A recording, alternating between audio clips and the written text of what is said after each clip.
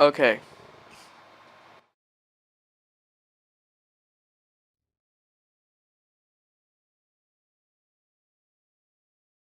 Hey there guys, what is going on? This is Insight HD here, and today I'm going to bring you guys a video on the pros and cons of the Elgato Game Catcher HD. So today, right now, I'm going to be talking to you guys about what's good and what's bad about the game capture.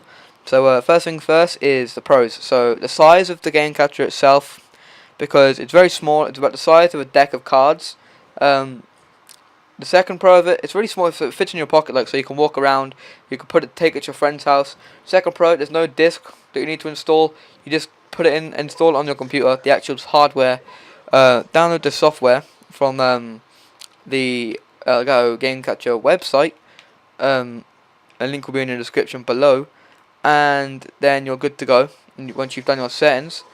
And then, another pro of it is, this is really easy to set up. You need, I think it's 4 cables if you're on the Xbox, 3 if you have a component. It's really simple to set up, just for the fact there's hardly any cables. On things like the HD PVR and the Roxio and all that, there's a lot of cables to put in the back. But on this, there's 4, or 3 if you use a component for your Xbox like I do. So there's only 3. Another pro is, obviously, like I said, it's small, fragile and all that, and mainly the quality of the game capture is just absolutely incredible. I mean, I can't get over it. It just shocks me each time I see it. It's very, very, very, very defined, if you will. It's great, I think. It's great for things like capturing gameplay, like Call of Duty and especially Battlefield. I think that's amazing when you capture Battlefield on this. It's perfect. And now on to the cons. The software itself is quite hard to use. If you're new to the software, it's quite hard to use.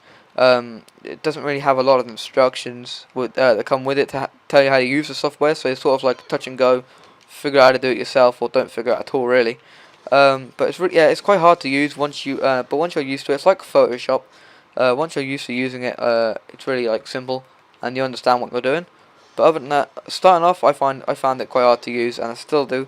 So it has a slight delay while you're recording. But I found that if you do it, what the hell? Okay, I found that if you watch, if it delays whilst you're recording, then it might not work. But if it doesn't, it always delays. Okay, it has like a built-in 3-second delay. But sometimes it doesn't actually delay. If it doesn't, you're lucky. If it does, then don't worry about it. I'm sure it will sync itself up. It's quite clever, this Elgato. It syncs itself up, which is really good. But if it doesn't, then don't worry. Just keep trying, and eventually it will. And I think the last con is the fact. Well, there isn't really another con, to be honest. That's pretty much it, guys. I give this a 9 out of 10. That's it. The last con is that you can't do voiceover commentaries. You can only do lives. It doesn't give you the option to do a voiceover commentary.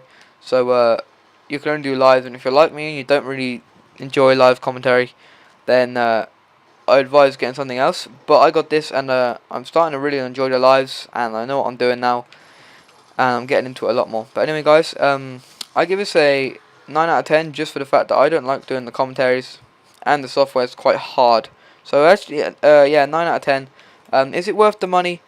Yes. Where I live in London, it's 128 quid on Amazon.